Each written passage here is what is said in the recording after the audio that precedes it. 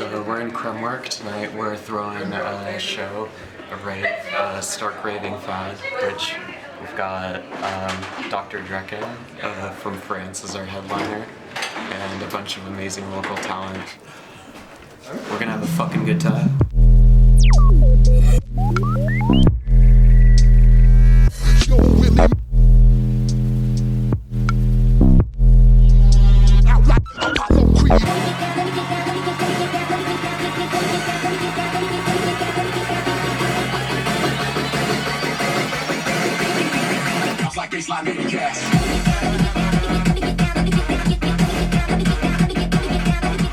I came out to Seattle just for a visit in 2019 and ended up like falling into a relationship.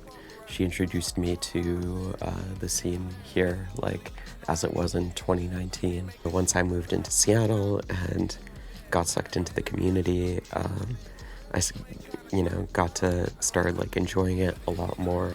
But I think like what really like made it like special for me was going to SakuraCon for the first time in 2022.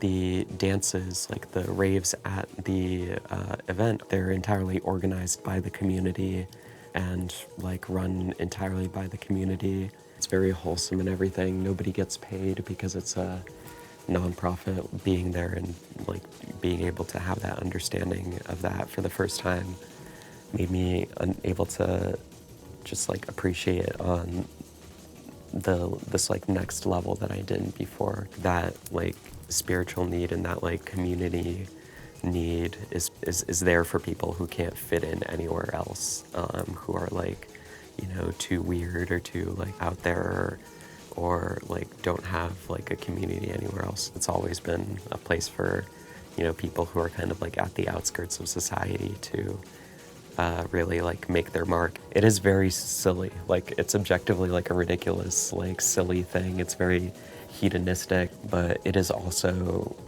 very good and very valuable for people.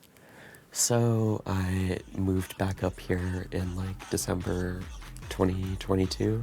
Kind of like wanted to just mess around and just see what I could do. But then the co-founder of Impact, Alice, she was like, hey, do you want to do your birthday show as a show at the Comeback? And I was like, yeah, sure, why not? And then the management of the Comeback offered us the chance to do New Year's there. We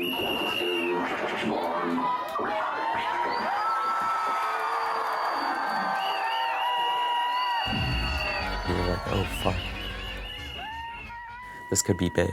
We operated as just like a regular company, but in the second year, we got 501c3 status and like reincorporated as a nonprofit. It was something that we've been meaning to do for a long time. We should be doing more for the community than just, you know, like trying to preserve this like art, and like we can give back to the community in a much more direct way.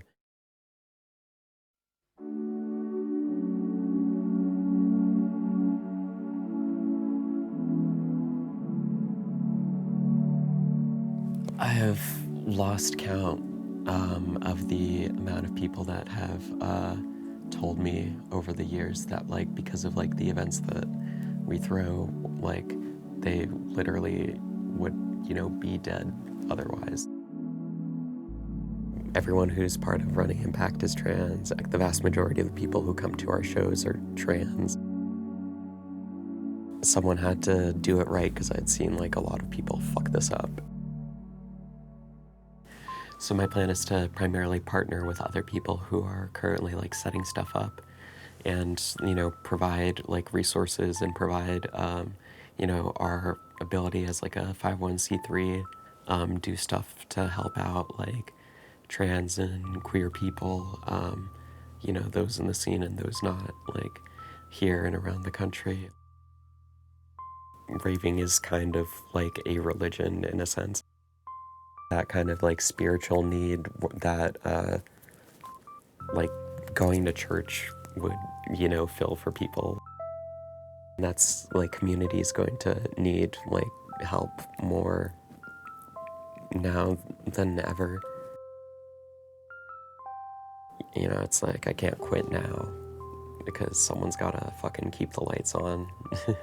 Someone's gotta keep like giving people something to look forward to.